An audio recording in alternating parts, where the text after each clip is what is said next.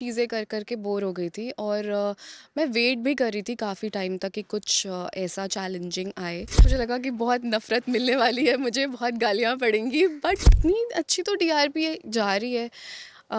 ऐसा भी नहीं है कि we are out of top 5 या ऐसा कुछ कि हमें। Hello welcome Tele Masala. मैं फैजाना, मेरे साथ में है इस वक्त गुम है किसी के प्यार की आशिका। हाउ आर यू, कैसी हो कावरी आप? Good, very good, very good. आप कैसे हैं? मैं भी काफी बहुत अच्छा हूँ और बहुत दिनों के बाद में आपसे मुलाकात हो रही है। यस। और ये बताइए, सबसे पहले तो फैंस बहुत ज़्यादा प्यार दे रहे हैं इस कैरेक्टर को भी। ऐसा कह सकते हैं कि जो भी कैरेक्टर, जो भी रोल कावरी निभा लेती हैं, फैंस उसको प्यार देना शुरू कर देते हैं। यार ऐसा नहीं है। आई थिंक आशिका कहीं ना कहीं है लवेबल और मैंने बहुत कोशिश की है उसको लवेबल बनाने की। तो बट आफ्टर ऑल जो कैरेक्टर है वो तो है। जितना भी जस्टिफाई कर लो वो नेगेटिव है तो है। इस पे भी अगर प्यार मिल रहा है तो thank you so much, thank you so much. बहुत बहुत शुक्रिया बहुत सारा प्यार देने के लिए। मेरे जो लॉयल फैंस हैं वो तो हमेशा मुझे बहुत प्यार देते हैं और मुझे बहुत सराहते हैं और बहुत मोटिवेट करते हैं। बट उसके अलावा अगर मुझे प्यार मिल रहा है तो थैंक यू सो मच। लेकिन कावेरी, हमने हमेशा आपको ना स्वीट इनोसेंट कैरेक्टर करते हुए देखे हुए हैं, चाहे वो जिद्दी दिल की हम बात कहें, चाहे हम दिल दिया गल्ला की हम बात कहें, मतलब और से पहले चाहे वो कुहू के कैरेक्टर की हम बात कहें। मतलब बहुत सिंपल, एकदम वैसे एकदम साधारण से कैरेक्टर। ये नेगेटिव कैरेक्टर के लिए आपने खुद को मनाया कैसे कि भाई कि हाँ, मैं ये रोल भी करने के लिए तैयार हूँ? अम, मुझे एक्चुअली लगा कि कहीं न कहीं मुझे कुछ और नया करना है। मैं बोर हो गई थी सच्ची बताऊँ तो पॉजिटिव वो। इम्पैक्ट। हाँ, मैं सेम चीज़ें कर के बोर हो गई थी और मैं वेट भी कर रही थी काफ़ी टाइम तक कि कुछ ऐसा चैलेंजिंग आए। और जब ये आया तो क्योंकि इसमें बच्चे भी थे तो इनिशियली तो आई सेड नो, बट बाद में जब मेकर्स ने मुझे एक्सप्लेन किया और मुझे लगा कि हाँ, इसमें करने को बहुत कुछ है, शेड्स हैं, तो मैंने सोचा कि why not give it a try and let's see कि अगर मैं कर पाती हूँ या नहीं अच्छे से इसको। And what was your first reaction जब आपको मालूम पड़ा कि यार कि नेगेटिव करना है, वो भी गुम के अंदर करना है? हाँ। पहले तो मुझे लगा कि बहुत नफ़रत मिलने वाली है, मुझे बहुत गालियाँ पड़ेंगी, बट टच वुड अभी तक ऐसा नहीं हुआ है, एटलीस्ट मेरे तक तो नहीं पहुँची है चीज़ें। बट ठीक है, दिस इज़ एक्टर्स लाइफ। उनको जैसे किरदार वो प्ले करते हैं उस हिसाब से उनको प्यार और नफ़रत का सामना करना पड़ता है। So I was prepared for all of that. But जब आया था मेरे पास एंड क्योंकि नेगेटिव था तो इनिशियली मैं थोड़ा सा थी कि नहीं करूं। बट फिर मैंने सोचा नहीं, लेट्स गो फॉर इट। काम को मना नहीं करते, जो आ रहा है भगवान का प्रसाद समझ के कूद पड़ो उस पे and do it with all your heart and लेकिन सोल। काफ़ी इस चीज़ का आपको कहीं न कहीं ज़हन में नहीं था आपके यार कि कहीं न कहीं यार ऐसा हो जाता है कि इंडस्ट्री के अंदर ना, जब हम कोई एक कैरेक्टर करते हैं, चाहे हमने नेगेटिव किया तो हमें फिर नेगेटिव ऑफर हो रहे हैं, पॉजिटिव किया तो फिर पॉजिटिव हो रहे हैं, या हमने कोई इमोशनल कैरेक्टर किया तो फिर हमें वैसे ही वैसे कैरेक्टर, मतलब ऑफर फिर उसी तरह के होते हैं, टाइप कास्ट कर दिया जाता है। उस चीज़ का कभी कोई डर रहा है आपको जब ये कैरेक्टर आप प्ले करने वाले थे? क्योंकि भाई मैं ऑलरेडी लीड्स करती हुई आ रही हूँ, एंड जितने भी कैरेक्टर्स करे सारे के सारे इम्पैक्टफुल और सारे के सारे पॉजिटिव करें, एक पॉजिटिव इम्पैक्ट है, एक इमोशनल, एक स्वीट इनोसेंट टाइप कैरेक्टर्स होते हैं सारे के सारे। वो चीज़ कहीं न कहीं आपके ज़हन में थी? यार मुझे ना मुझे काम करना है। मुझे मैं ये नहीं देखती कि किस तरह का काम मिलेगा आगे चल के, मैं इतना नहीं सोचती। बिकॉज़ आई फ़ील कि टाइपकास्ट होते हैं, बट मुझे पता नहीं, मुझे ऐसा लगता है कि समवेयर आई वोंट बी टाइपकास्टेड। पता नहीं, मेरे अंदर ये बिलीव है। इसको अफ़र्मेशन कह लो, जो भी है। तो बिकॉज़ मेरा पहला शो भी ग्रे शेडेड था, उसमें काफ़ी नेगेटिव थी मैं।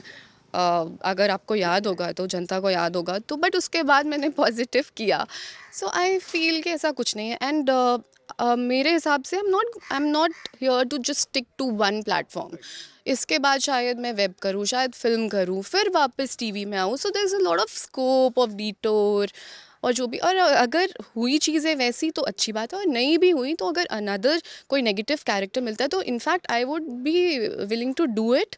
और इनफैक्ट मैं तो कहती हूँ कि मुझे ऐसा रोल दो जिसमें पॉजिटिव भी मैं हूँ और नेगेटिव भी मैं हूँ, तो मैं उसको अच्छे से जस्टिफाई कर पाऊँ। I am dying to do such a character. मतलब प्रॉपर एक ग्रे कैरेक्टर हो, ना व्हाइट हो ना हाँ, ब्लैक हो। मतलब अगर ब्लैक भी हो तो उसकी एक सॉलिड डेप्थ हो। बैकिंग हो, डेप्थ हो, एक बैक स्टोरी उसको अच्छे से दिखाया जाए, उसके where is that character coming from. तो वो मेरा है कि मुझे ऐसा कुछ करना है, स्ट्रॉन्ग कैरेक्टर जो कि। Okay, so what was your first reaction जब आपको मालूम पड़ा कि यार जिस तरह से कहा जा रहा है कि शो के अंदर एक तीसरा लीप आने वाला है, और जिसमें सारी की सारी पूरी कास्ट बदल जाएगी, सारे के सारे लोग चेंज हो जाएंगे, एक्टर्स बदल जाएंगे, एंड क्या दिल में आया उस वक्त आपके, और क्या रिएक्शन था आपका?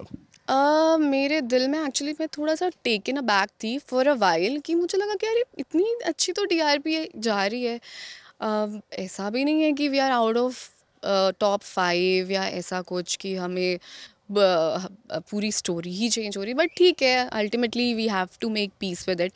एंड मुझे ऐसा लगता है कि after all it's makers call, जो मेकर्स डिसाइड करेंगे वो कुछ सोच समझ के डिसाइड करते हैं, कुछ मे बी कुछ वर्क नहीं कर रहा होगा उनके लिए या जो भी, सो ठीक है, इट्स ओके। लेकिन काबरी, कितना सही और कितना गलत बतौर एक्टर आप मानती हैं मेकर्स का रातों रात किसी को भी रिप्लेस कर देना, किसी को भी किसी कैरेक्टर से कम कर देना, या सडनली चलते चलते शो में से एक्टर्स को ही हटा देना?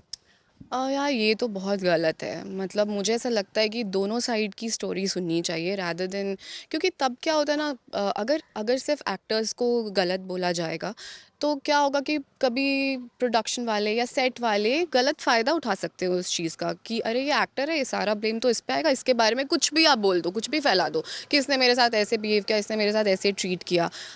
अगर आप एक अच्छे पोजीशन पे हो, then I think you should hear both sides of the story, और and also know where the actor is coming from. कई बार एक्टर जेन्युइनली बहुत परेशान होते हैं कि अल्टीमेटली शो इफ़ेक्ट होता है ना, अगर कोई बंदा ठीक से काम नहीं कर रहा है सेट पे, और अगर आप उनको एक बार प्यार से बोलते हो, 2 बार प्यार से बोलते हो, और तीसरी बार कहीं ना कहीं गुस्सा निकल जाता है, क्योंकि एक्टर का माइंड स्पेस ऐसा, तो वो सीन भी कर रहा है, ये भी करना है, वो भी करना है, वो भी करना है, इन चीज़ों में अगर वो बाकी चीज़ों का ध्यान रखते हैं तो कहीं वो इरिटेट हो सकता है।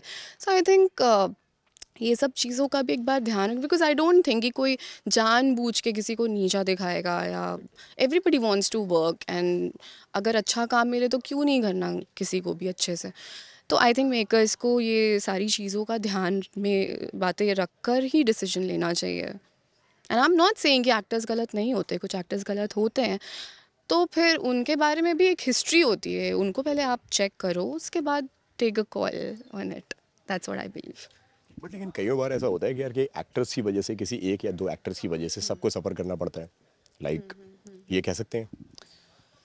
um, ऐसा कोई सिचुएशन आप बताओ, मुझे नहीं पता कि एक एक्टर की वजह से सबको सफ़र करना पड़ता है, ऐसा मेरे साथ तो नहीं हुआ, so I don't know. Okay, okay.